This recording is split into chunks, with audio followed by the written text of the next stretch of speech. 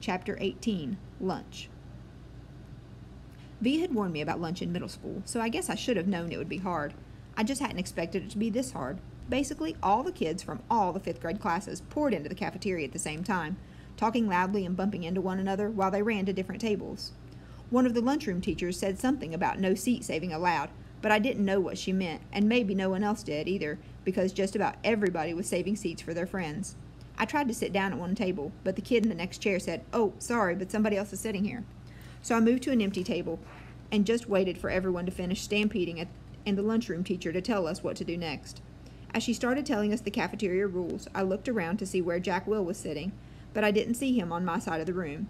Kids were still coming in as the teacher started calling the first few tables to go get their trays and stand on line at the counter.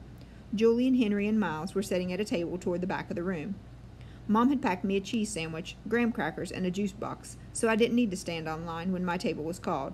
Instead, I just concentrated on opening my backpack, pulling out my lunchbox, and slowly opening the aluminum foil wrapping of my sandwich.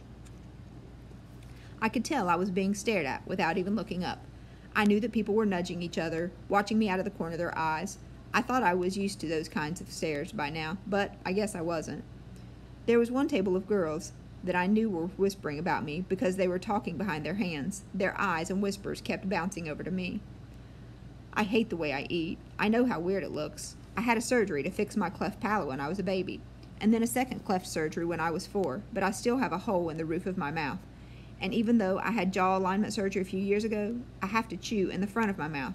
I didn't even realize how this looked until I was at a birthday party once, and one of the kids told the mom of the birthday boy that he didn't want to sit next to me because I was too messy with all the food crumbs shooting out of my mouth. I know the kid wasn't trying to be mean, but he got in big trouble later, and his mom called my mom that night to apologize. When I got home from the party, I went to the bathroom mirror and started eating a saltine cracker to see what I looked like when I was chewing. The kid was right. I eat like a tortoise. If you've ever seen a tortoise eating, like some prehistoric swamp thing.